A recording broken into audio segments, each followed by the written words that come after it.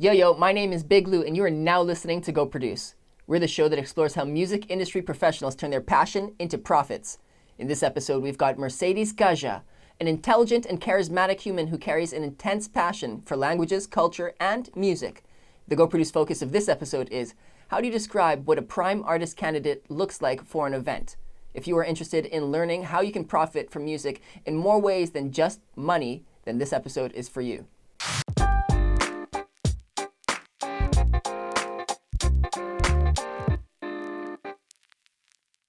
All right. Thank you, Mercedes, for being here. I want you to know that we really do appreciate your time, so let's make the most of it and go produce. Listeners, let me tell you who we've got in store for you today. Mercedes has experience in both nonprofit and corporate sectors. She is passionate about languages, culture, and música. Following her passion for the arts has gotten her involved in the ongoing success of multiple arts and nonprofit organizations and festivals through artist recruitment, vendor coordination, administration, and marketing and social media tactics. Mercedes is also very community-driven. She is currently the co-artistic director of Sunfest, where she manages bookings and liaises with artists. Her professional, academic, and travel experiences, coupled with her passion and drive, have allowed Mercedes to reach her success. Mercedes Caxaj, welcome to the show. Thank you. Thanks for having me. We are very honored to have you here. Like I said, we do not like to waste time. Let's get right into it and make the most of it with our first segment. First segment is called The Basics. Love it. Oh, there it is. I was waiting for it. Perfect. So what we're going to do in The Basics is we're going to run through some simple questions so that we can ultimately get to know you on a better level so that moving forward, we're all on the same path. Cool? Okay, sure. All right. So what is your first musical memory? Oh my gosh, that's tough. That's Not so simple, hard. maybe. Let's see. No, it's not so simple. I grew up in a household full of music. So, good question. Probably watching my dad's band play. I think that's probably one of my, yes, I think so actually, because I remember running up to a musician and thinking it was him, and I like hugged his leg and I look up and it's not my father, and I just freaked out. That's one of my earliest musical memories. So my dad was, he came to Canada as a refugee, and so therefore he made this Latin ensemble, and so Latin music plays a huge role in my life. So that's one of my first musical experiences amongst the thousands that I've had. Oh yeah, and I bet you we're gonna dive into a couple more.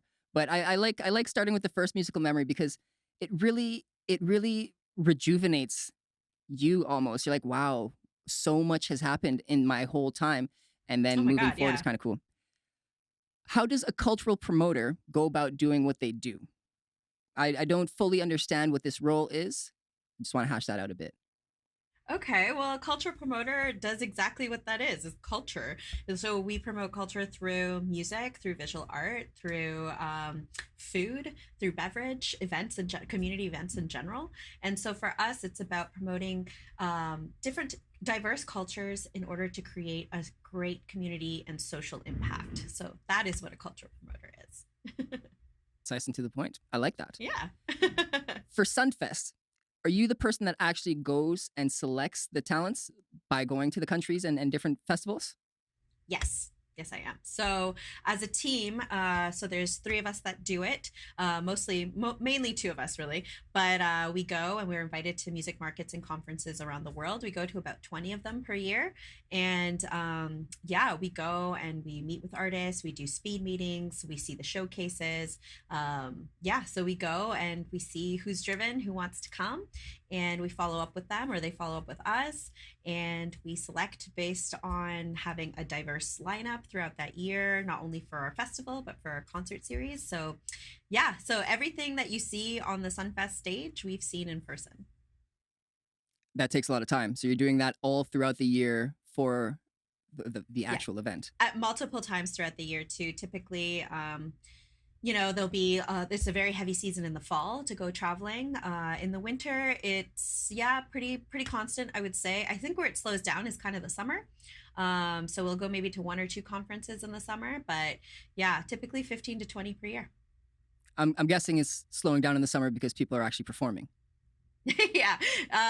Exactly. So typically, when they have these conferences, they want to get as many presenters and promoters, festival organizers, performing arts center programmers to come. And summer is a very busy season, as you know, not just in Canada, but all over the world for festivals going on. So if there's too many festivals going on, then not a lot of people can attend because they're busy with the prep beforehand. Of course. Of course. And if you're attending so many throughout the year, you said you've got a team, you might be actually physically at all of these 20, but to what extent are you involved at each of these conferences? For example, like, are you just walking around attending, observing, or are you like on stage being like, this is what you got to do, you know? Depends on the event. It depends on how many drinks have been had. All right.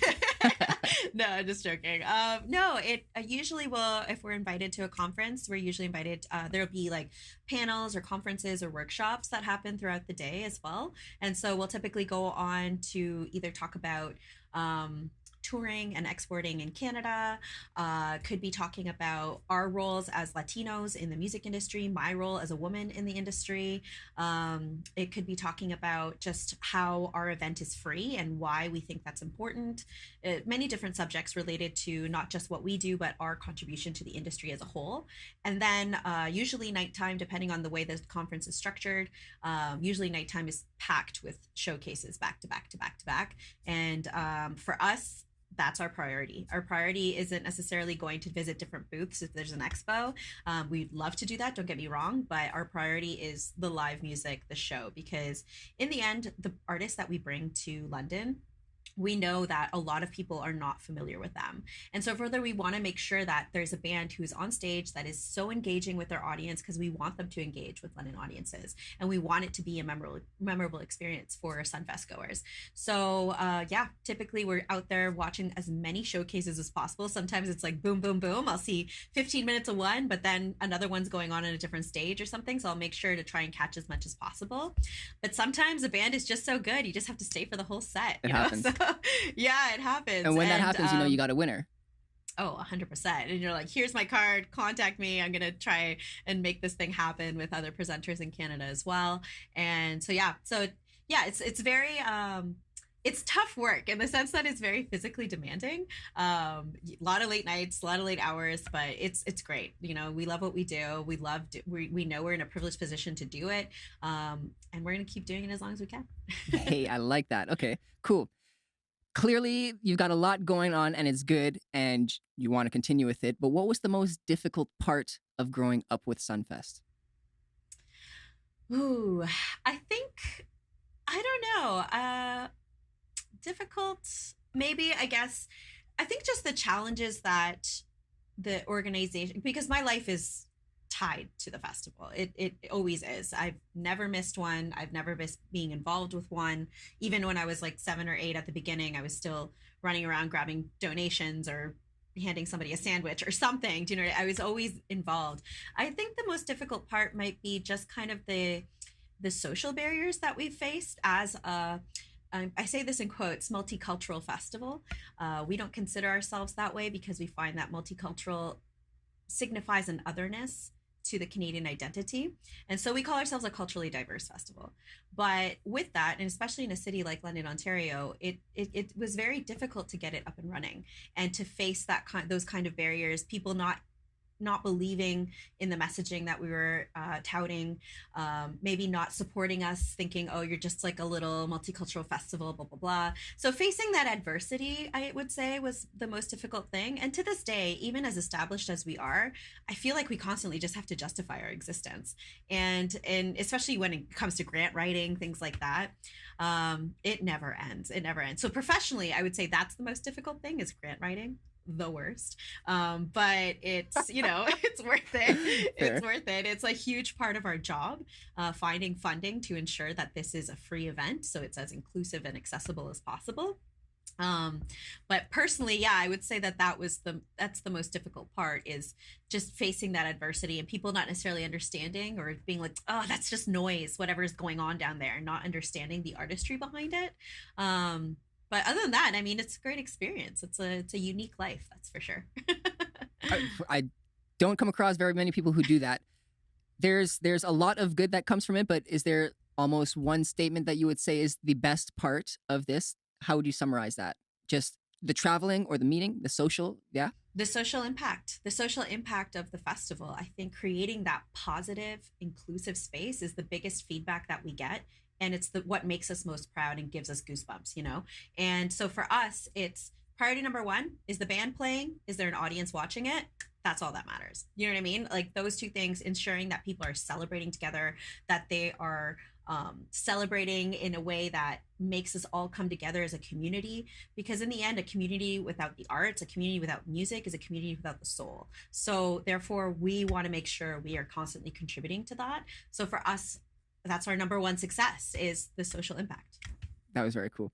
I like that. I like that so much. And I don't want to move too far away from Sunfest, but before we move past this segment, I want to know, are there other arts and nonprofit organizations that you are a part of?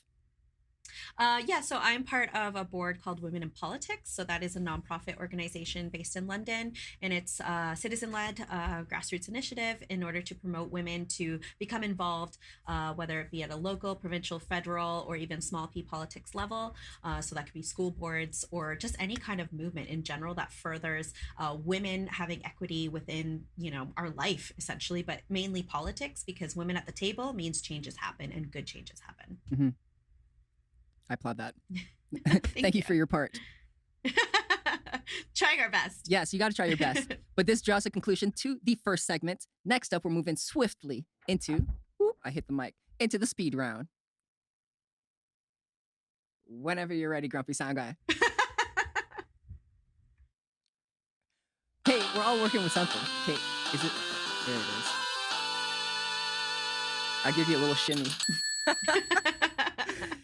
Next segment we got is the speed round. In this segment, what we're going to be doing, Mercedes, is giving you 20 simple questions. I promise, more simple than the first segment. They're designed to be answered by just one word. You can give me a yes, no, this, that, both, neither, whatever you like. But that's it. After the 20 questions are asked, you do have an opportunity to justify them. Cool? Okay. So no justification in the moment. Correct. Okay. All right. Got it. All right. Let's do it. Do you prefer to wear, wow. Let's take a couple steps back. Do you prefer to wear a smile or a game face?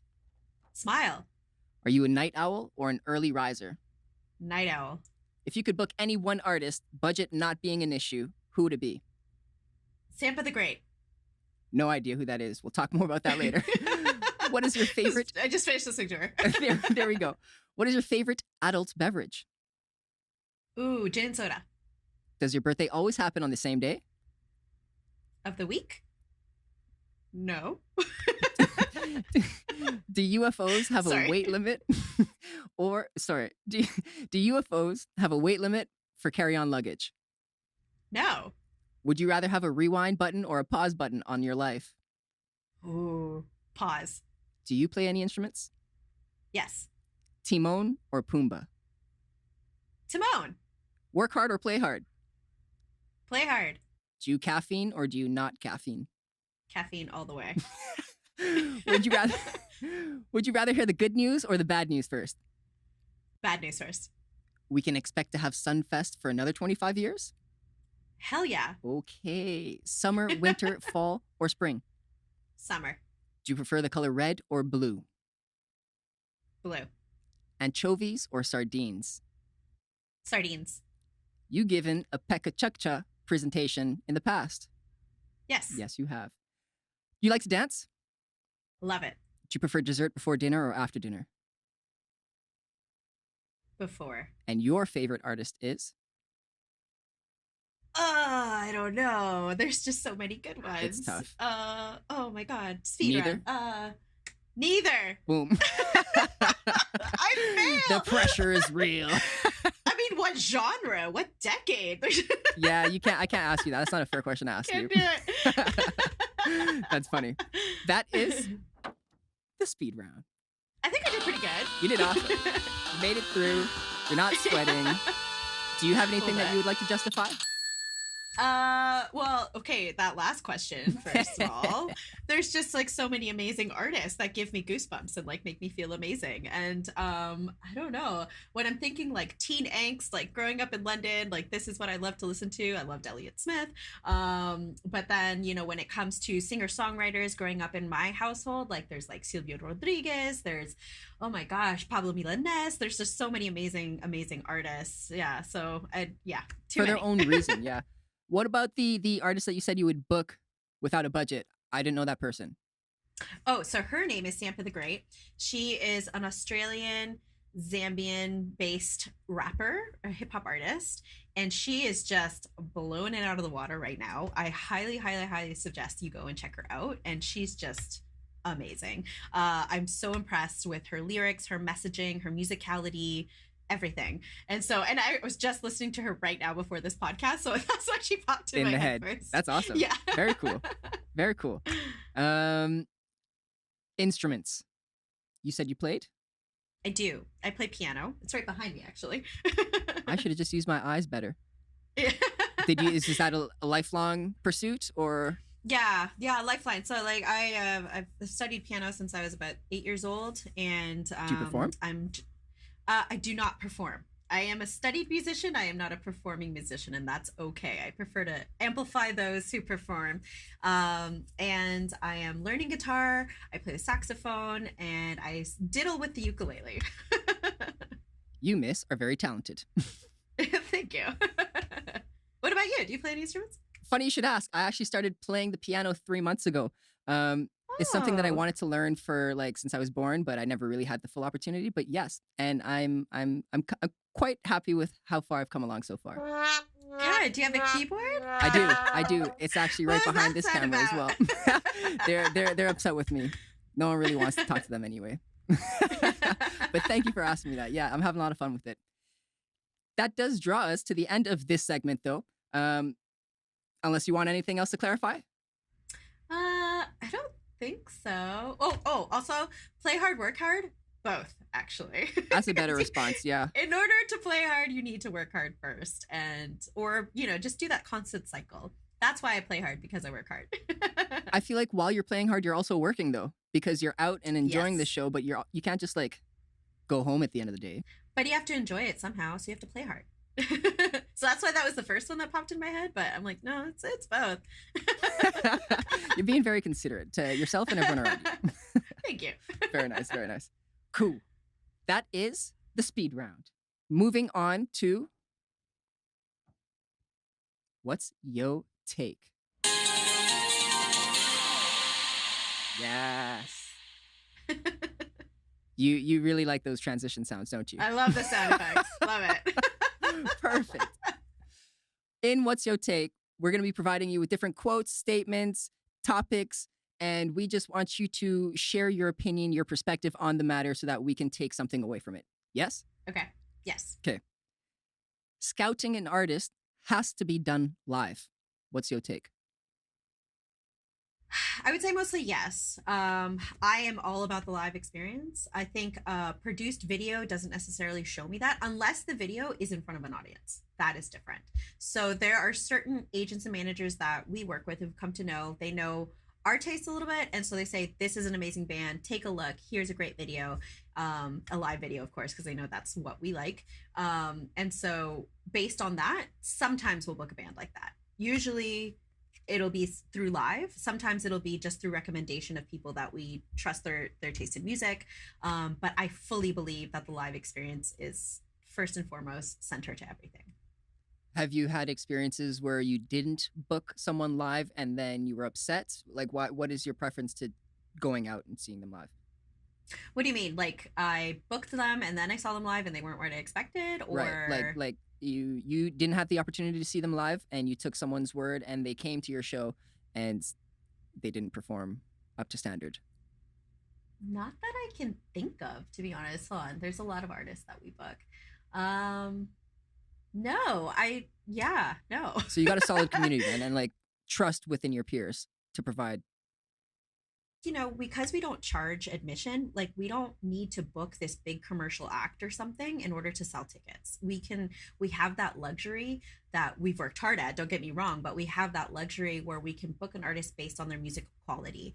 And so we know that those agents that we work with, they are recommending us something that is good quality. I can't really think of something that happened like, yeah, sometimes it's just happenstance. Like, I mean, because we book so many international artists, sometimes there's visa issues or something like that. And, like one of their musicians couldn't get into Canada or something like that. So therefore, like maybe we booked a band from Iran and there was an oud player. And so now the oud is missing and because he couldn't get into Canada or something like that. Those are the moments, I guess, where you're like, wasn't necessarily what I was hoping for. But again, that was circumstantial. And we're totally cognizant that those are one of the risks that happen when you book tons of international bands, is dealing with visa issues and things like that, or instruments getting broken on flights, like all that kind of stuff. It happens. Yeah. We've dealt with we've taken people to Goodwill to buy clothing because their luggage is totally lost or destroyed. Like, it's just, yeah. If you can think it like has the potential of happening, it will likely happen. Oh yeah, definitely. Especially if it's something wrong, because that's for sure happening. Oh my gosh, a smooth transitional festival, that'll never happen. That's there freaky. Will always be issues. That's freaky. Yeah. That'll be where it's like, kind of when the white noise goes away and you're just kind of like peering at the silence. I feel like we would be deer in the headlights kind of moment when that happens. Yeah, it's surreal. Very nice. When you go to the event, to the showcase or wherever in the different countries, and you find someone that you like, what are the following steps? You go to them, you give them your card, be like, hey, email me, and then you come home and you converse for a couple of months while you determine all of this? What does that look like? Yeah, it depends on the band, depends on where they're from. And so let's say I go to Spain, I see a really great band that I like, I go right up to them or their manager, give them my card, say I'm completely interested, and maybe depending on the time, we'll have a coffee or a drink or something and discuss it a little bit, and then follow up when I come back through email. And then a lot of the bands that we book as well, we want to make sure that they have funding for flights. And so therefore, a lot of the time, much like musicians here in Canada can do when they tour abroad, is they can apply to an arts council or some kind of government or non-government agency to get support for flights. And with that comes the responsibility that you have to book a tour. So depending on the rules and regs, it could be 3 acts, it could be 5 gigs or something like that. So we can try and help them to find that. So we have a network of festivals that we work with, typically from the Detroit to Montreal corridor, but also festivals out west, sometimes in the States too, to see if we can find them those gigs. And, we kind of negotiate with other presenters, say, hey, this is a band I really love. I would love for you to come on board, cover their touring costs with us. So that a lot, depending on how enthusiastic we are for the band, then we'll do that. And same thing with us, they'll come and ask us that. So it's a really nice exchange relationship with a lot of presenters in North America. But yeah, so that process of when we see them live to when they come to the festival, it could take 6 months, it could take 3 years. So it just depends on how on the ball they are as a band as well, in order, because we can't be doing the work for them, because at the same time of when we're pitching to other festivals, the artist needs to do the same thing. And sometimes they expect us to do all the work, and we're like, no, we have 45 other bands we need to do this with too. So we can do some work, but we can't do all of it. So it's about how on the ball they are. Are they meeting the deadlines for those applications in order for them to get money for their flights? Because coming to Canada is expensive, like so expensive, especially if you're bringing a 20-piece band from Chile or something. Can you imagine the flight costs on that? So yeah, it's about them, also like being on the ball with their tour. Could be that when they showcase, somebody from Europe wants them as well. And so they might go to Europe that first year because it's so easy to travel within Europe in different countries. You can drive 2 hours and be in a totally different country and a totally different audience. And so we have to wait. We have to wait until they want to come to North America. So yeah, it could take 6 months, could take 3 years. When I went to conferences last year, I knew that it wasn't for this year. I knew that it was probably for 2021 or 2022. Depending on that. Whereas like some musicians get a little maybe frustrated thinking like, why aren't I playing next year? But our bill takes over a year to curate. because of the fact that we're traveling, because we want it to be as diverse as possible. And we don't want to only present bands from Colombia, or we don't want to only present bands from France or wherever. Like, we want to make sure that we are presenting from as many different countries and as many different genres and regions as possible. That's awesome. Despite the travel costs and I suppose housing and accommodations, is it typically easier to work with a 10-piece than it is a 3-piece? What's your take on that? uh, for us, it doesn't, like, we prefer, when artists meet with us, they say, I have this 10-piece band, but I can travel with a 5-piece band. So that's an interesting question, because for us, we're like, we prefer the 10-piece band. Bring us the 10-piece, bring us that sound that you're selling to us right now. We want that, or that's what we saw on stage. That's what we want on the Sunfest stage. But then, depending on the presenter, this is really one of those things. Like, it depends on, sometimes they're just like, oh, okay, well, a 5-piece band is easier to travel, sometimes 10-piece band. But again, that comes down to the work of whether or not they are on the ball of finding that funding to come through. And so we prefer the bigger band. We like the bigger sound. So it's more engaging and it draws. Yeah, it's very cool. Very cool. What about fierce and tight technical rider requirements? Are they good? What's your take on that? Good. Yes, they're good, because for one thing, we can see that they're professional. They know what they're doing. They know what they're talking about. But then also sometimes we have to go back and say, this is an outdoor festival. You're not getting that. Or, like, for example, they might ask for, I don't know, an hour and a half sound check. And we say, that's not happening either. You get a half an hour line check. That's it, because that's the quick turnover of all of our stages, right? And so depending on the band, especially if it's like a really intricate, let's say 22-piece salsa band from Cuba, that is going to take way longer to install. So we're going to try to book them, or like set them up a little bit in a way that we can do a little bit of a sound check, just because there's so many lines going, right? It's so technically complex.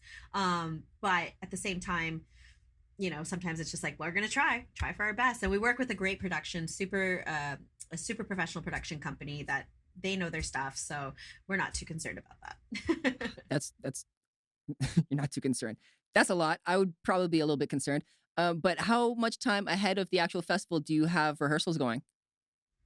What do you mean rehearsals? Like testing the stage and sound. Do you start a week in advance or a day before? A day before, and then it's just go.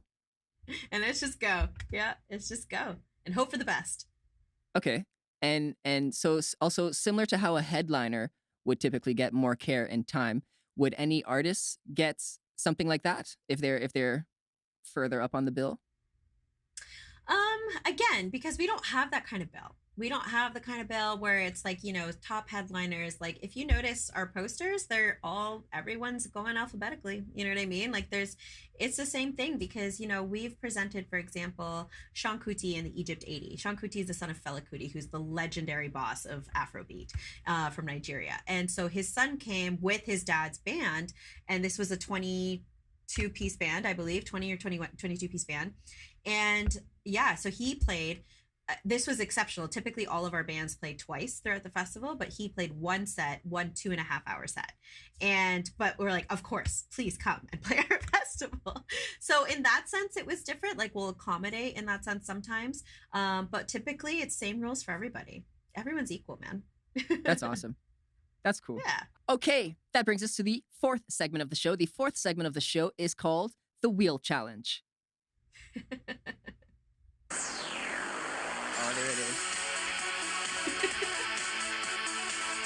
We'll fix that later. Yeah.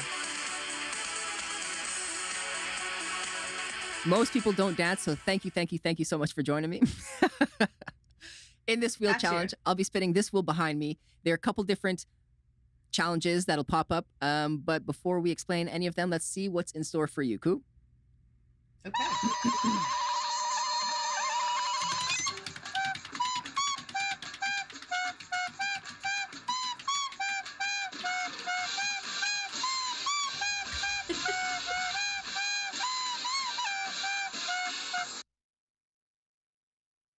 So it's perfect that you got the paper and pen because you are going to be drawing blindfolded. What? We won't Okay. actually blindfold you. That's a little creepy. I'll close my eyes. Yeah, you can close your eyes, or you can just not look down. That works as well. Okay. So that's rule number 1. Rule number 2 is you have 10 seconds. Okay? Okay. I'm going to give you 3 different items to draw. Just draw them separately. And the grumpy sound guy is going to see if he likes it or not. Okay. Your first task with 10 seconds on the clock is a water slide. Go. Okay. I'm going to look up because I don't trust myself. Yeah, go for it. That's 5 seconds. 3. Okay, I'm done. Okay, let's see it.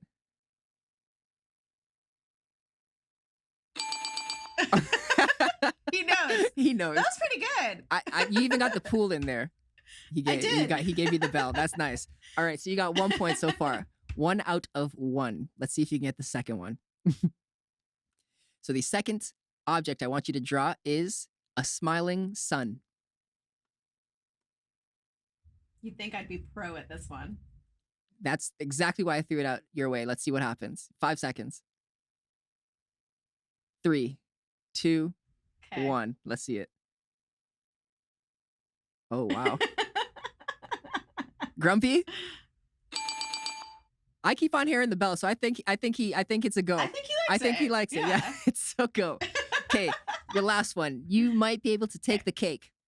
The third item I want you to draw is the play button symbol. 10. Okay. Oh, damn. Okay, let's see it. Oh, it's pretty good. We got the bell. Yeah. Through the roof. That's 3 for 3. All of your We don't drawings see were that very perfect. often. They're the most beautiful drawings that anyone has done at this show. Yeah, thank you. I'll take And that. being the most recent show, that goes a long way. That's actually one of our most popular games. I don't know why. Maybe it's because we got a weight at the bottom of this wheel, but we don't have to tell anyone that for real. Yes. That is our wheel segment. You did well. You did awesome. Now we'll move into our final segment. Boom. I don't know why I say boom. Boom. Clear the air.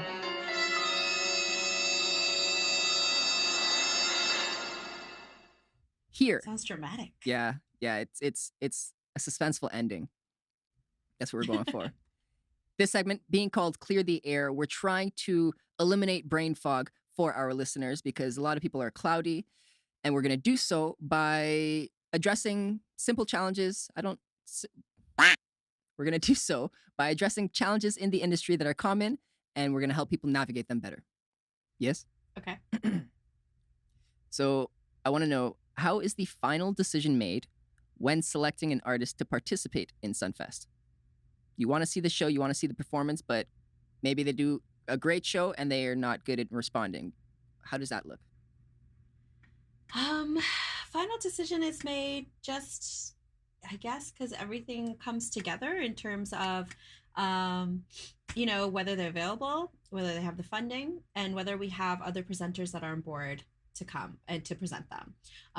If we don't need other presenters to come on board because, for example, they found funding and they're like, we just need to come to Sunfest and that's it, then we're like, okay, we're good to go, and yeah, it's pretty simple. And again, like if we have, let's say, 2 bands already from Brazil, we're not going to book another band from Brazil that year. Do you know what I mean? So that decision's already done for us at that point. We're like, nope, sorry, next year, that kind of thing.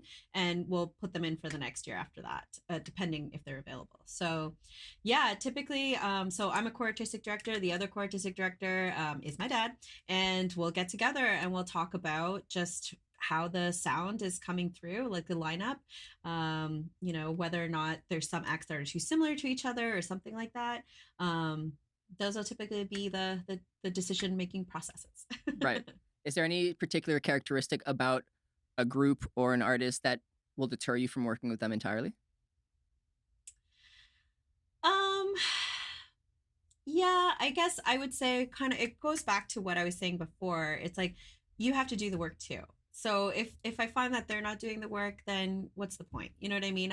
We're not going to we put in so much effort into every aspect of this festival, not just the music part of it, but other components as well, the market, working with the city, fundraising, etc., that I don't need to add on something else onto my plate. So attitude is very important.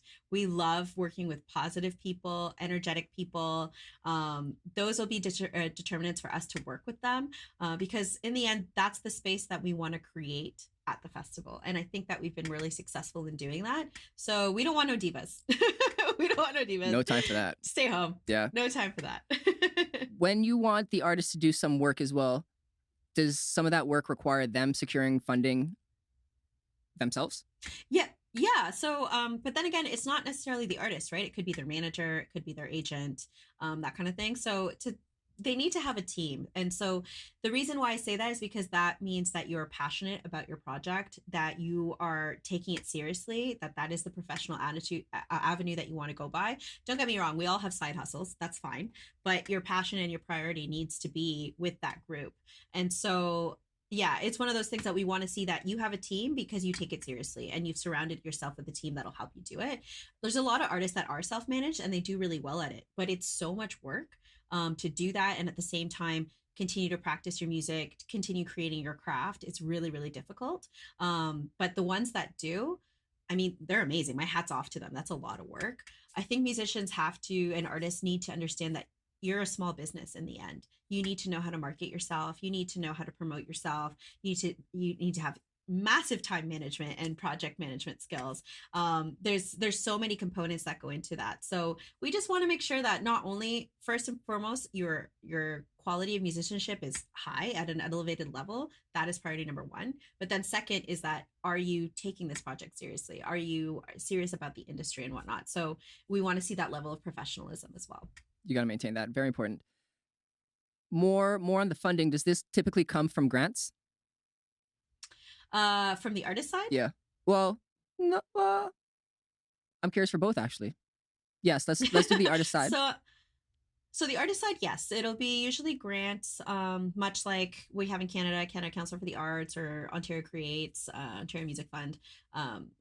Artists can apply for this in order to record, tour, that kind of thing. So, but then there are other, NGOs or nonprofits that are set up, cultural organizations that are set up in order to help artists to export the music from whatever country they're coming from. So again, Canada Council for the Arts, that's our export office in a sense. Like, they go through a juried process when you apply to it, because they know we want you representing Canada outside of Canada, type thing. So those offices exist all over the world. But then some bands are lucky enough to be sponsored by brands sometimes. And so, for example, we had a Cuban band come 2 years ago that they were sponsored by a hotel because they wanted people to be attracted to that. You also said earlier, the presenter of an artist. Can you unpack that a bit? Presenter of an artist. I mean, we present an artist. Like, we take care of the back end in terms of bringing the artist, of setting up a venue for them or a stage for them to play at. And we present them to our community, knowing that they might not necessarily be a known artist here. So that is what a presenter is, essentially. We want to make sure that we're programming music or visual arts or visual artists. So yeah, that's what we do. So we're kind of behind the scenes, making sure that everything kind of gets into place in order for the artist to perform. That's awesome. And what is the artist's specific role at Sunfest if it's not to generate revenue, considering it's a free event? Just, I don't know, sharing? To promote. Yeah, to share their art, That's to awesome. share their message, to bring people together, to give their energy to the audience, to promote their culture as well.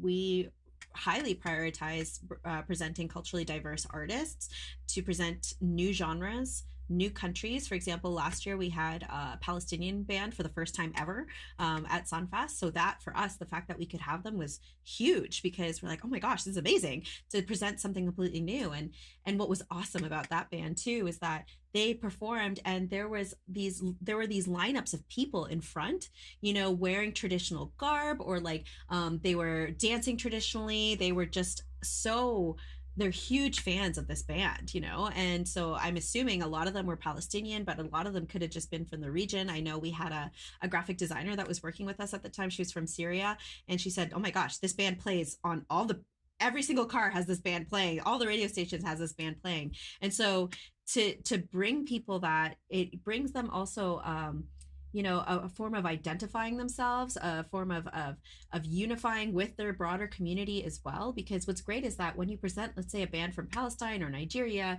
or it could be South Korea, these are bands that don't typically, or these are cultures that don't get typically represented here in London.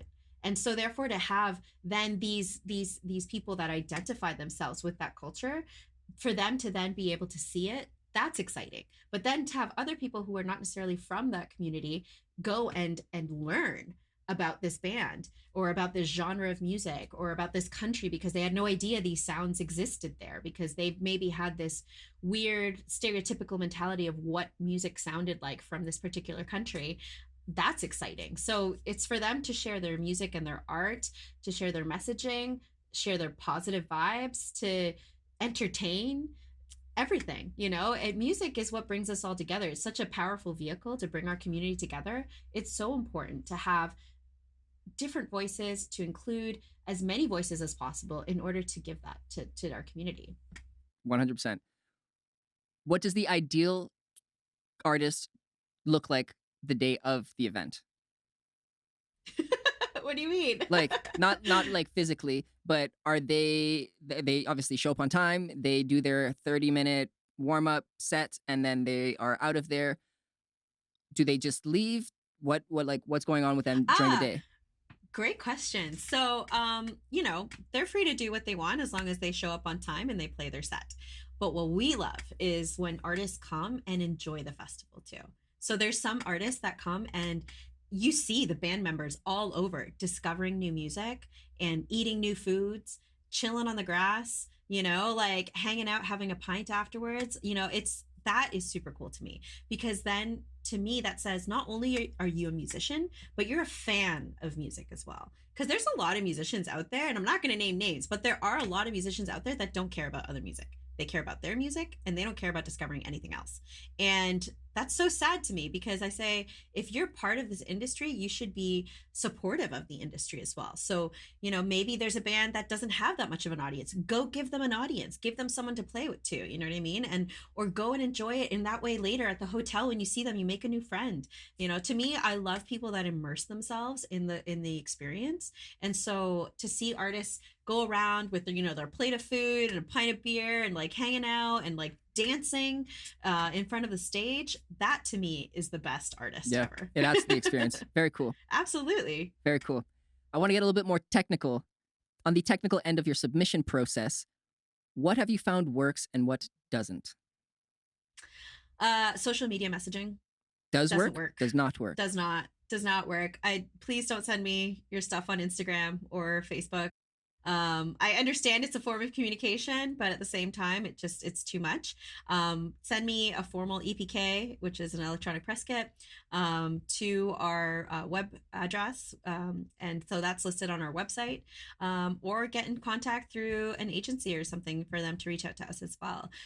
So that works very well. And then if we're at a conference and we're there, book an appointment with us and know about our festival, know about our who we are. Because there's nothing more frustrating than going to a one-on-one meeting and they're like, tell me about Sunfest. And I say, no, tell me about yours. Well, no, I don't say no. I explain what Sunfest is. But like briefly, like it's almost if you go for an interview, like you're not going to not know anything about the company. Exactly. Do your due diligence. And then, like, when they say, we're so excited to play about Sunfest, can you tell us a little bit more about it? I say, well, why are you excited to play Sunfest? And if they don't, and I don't say it condescendingly by any means, I'm very interested to know what they know. And sometimes they know a lot, sometimes they don't, and that's okay. And I'll explain to them and we'll converse and we'll chat. But it is slightly annoying if they book a meeting with me and they don't know anything about us. Yeah. Other than that, is there other ways that you would wean people out from that interview process? Like, I would say that we try to stay away from genres that are commercially known. So absolutely nothing against singer-songwriters. They're amazing. It's fantastic. But if it's that typical folk like pop that we hear on the radio all the time, we're less likely to book you, just because we want to present something new and different. And it's again, and there's so many platforms, not only in London but across Canada, for you to play at. So it just might not necessarily be ours, and I don't want people to be insulted by that by any means. But it's just we have a different goal and objective with our festival, and that might not necessarily be catering to pop or rock, let's say. Maybe they have elements of pop and elements of rock within their music, but if they're just flat out that kind of genre that we can hear on the radio every day, that's not necessarily something that we're interested in presenting. Right. Right. You can find that at other festivals. You can find that on the radio. This is not what you guys are doing. You're There's playing to your so many strength. opportunities. Yeah, there's so many opportunities. And yeah, for us, we want to make sure that we're opening those doors for voices that are not necessarily heard, very underrepresented genres. That's our priority, is to present those underrepresented genres. You guys flex on it. You guys do very well at that. Yeah. In terms of, obviously, you study these artists and you really take in their performances. In your opinion, what makes a great performance? What is it?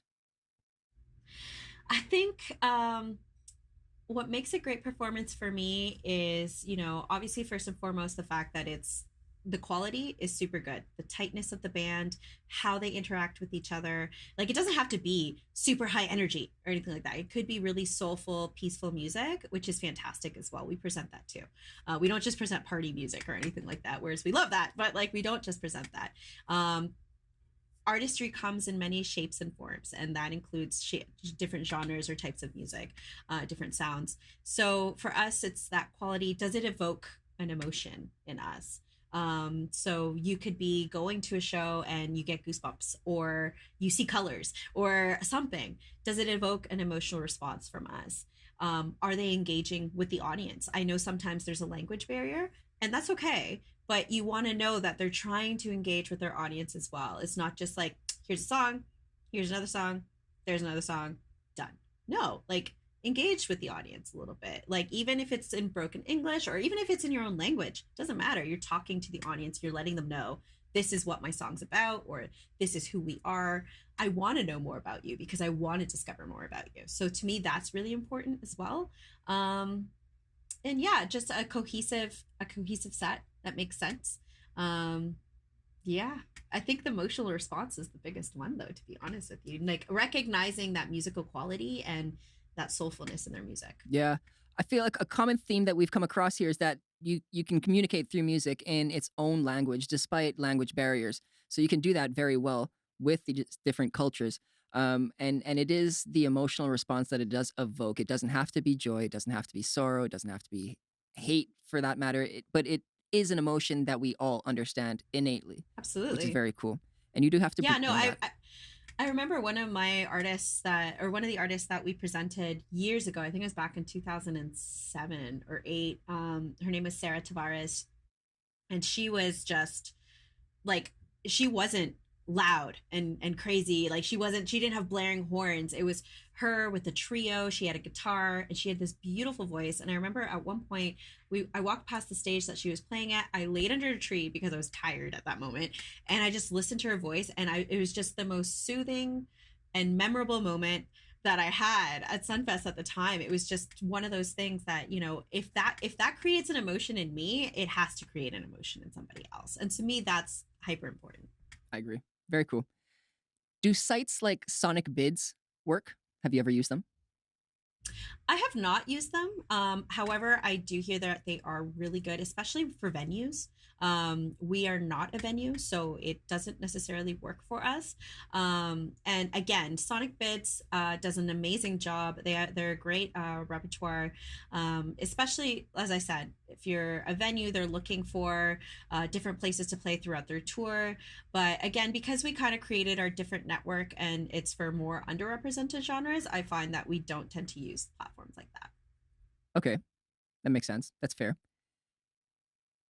Coming to an end, you said that Sunfest isn't anywhere near its end. Is there anything that you can tell us that we can expect for Sunfest 2021? Or is it too early? Is it too messed up, this world right now? Which is fair. Yeah, it's fair. Thinking positively and thinking ahead, I think what you can expect is the same positive, inclusive environment that we've always wanted to create, and that I think we've been pretty successful in creating.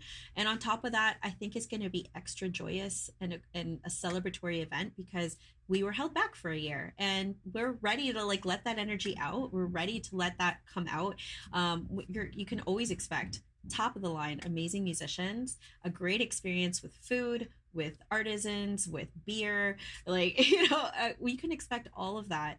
And on top of that, for this year, we were hoping that we could bring more international presenters to our festival, because we want to create a little bit of an export platform for the Canadian musicians that we present, because half of our bill is usually Canadian. So from all across Canada, representing different genres and cultures. So we want other presenters from around the world to see our curating abilities and to get to know these artists as well, to create opportunities for them, because in the end, that is a lot of our work. I think there's a big misconception with our organization that we're just the festival. We're not. We do the festival, we do concert series throughout the year, visual art presentations, but a huge amount of our work is the cultural advocacy work that we do.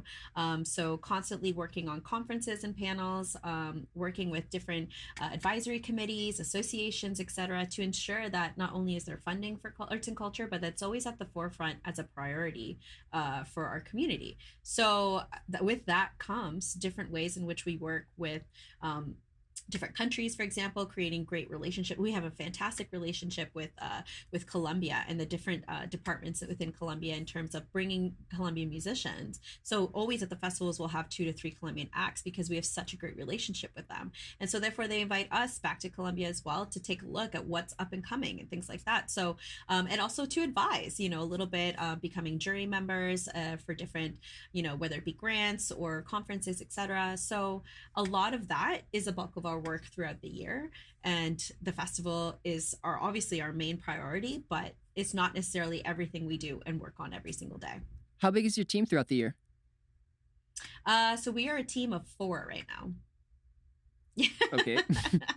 Okay, cool. We're a team of 4 that works on throughout the year. And for our festival, we have over 400 volunteers. We could never do it without all the volunteers that are there. And even though we're just 4 and yeah, we have a little bit of salary, it's a little bit of salary. And so there's a lot of volunteer work that goes into that from our own part. We do have contract workers that come on throughout the summer, usually for festival season. So yeah, a lot. It's a very, very small team throughout the year, and we have to manage a lot. And so if we're supervising these contract workers and supervising these volunteers, it just stretches it out even more. Wow. I mean, that's 4 people. That's very impressive, but it goes to show that really nothing is impossible. It's been time, and you guys put a lot of effort into it. We can't take that away from you, but you guys continue to impress, and thank you so much for all that you do for London and the greater community. Thank you. Do you have any final words that you would like to share? Keep supporting the arts, keep supporting music. You support that musician, buy their album, pay into whatever live stream they're doing, watch their live stream, share, it's incredible how much of a share and like goes a long way, because it helps us as an organization not only attract sponsors, but justify through grants, work with media partners, etc. But in the end, first and foremost, our work is based on the artist, so the artist needs that support as well. So keep supporting the arts. Oh my gosh, please. I think that's the biggest thing that I can say to so many people is that can you imagine going through any kind of turmoil in our lives as we just have without music? What would you do? I'll pretend like I don't have to imagine that. Yeah, it's impossible. I mean, we're always listening to music. It's always on in the background for us, or it's at the forefront if we're watching it, if we're going to a live show. I mean, this summer is crazy. It's crazy not to hear the boom of a bass, you know what I mean, of it being outside. So I think just continuing to support artists and continuing to support presenters such as us, we're a nonprofit organization, so that we can continue to support these artists as well. That's so important for people to do. And I just don't want to imagine a world where there's no funding available for something like that. And people got to realize that it's the power of one, even just one share or that one oh, I'm not significant. It doesn't matter. One person introduces a whole new world. So it does go a long way. Absolutely. You make a good point. Absolutely. How about anywhere where listeners can either find you or Sunfest or any other kinds of socials? Yeah, so our social media handle at Sunfest LDN, so Sunfest London. So we're on Instagram, Twitter, and Facebook. Our website is sunfest.on.ca, and there we usually have a listing of what's coming up. So right now we're working on more digital programming. So we just had our digital festival last weekend, and that went incredibly well. We presented 15 bands from all over the world. So that is still up on our YouTube channel, which again, search Sunfest LDN. It'll come right up and you can watch it. Beautiful. Thank you so much, Mercedes. This was a super fun, awesome, interesting interview. I want to thank our listeners because without this, there is no reason for it. Without our Prevail Media Group team, we cannot put all of this together. Our grumpy sound guy, you do well. You do the effects. You make us smile from time to time. So thank you for that. Yay, sound guy. Yeah. I have 2 questions. You got some questions? 2 very quick questions. Is there an opening in Sunfest for me? Is there for the sound guy? Yeah, sure. Why not? Let's set you up a tent. And the second one is, would you ever want to grab a cup of coffee with me sometime? Ooh. I always love coffee. Yeah, sure. Why not? There we go. Lastly, Mercedes, thank you so much for being here. This was an honor. I had so much fun, and I really hope you did. Thank you so much. Yeah, the drawing part was my favorite. Yeah, it was a challenge. You rocked it though. 3 out of 3, that doesn't happen very often. Yes. Mercedes Caxaj, we out. Thanks for tuning in. If you enjoyed this, then follow us on Instagram at go.produce. Check out our show notes, support us on Patreon, and help us grow this community. All of this and more can be found on our website at goproduce.ca. I am Big Lou, and I want to make sure that until next time, you go produce.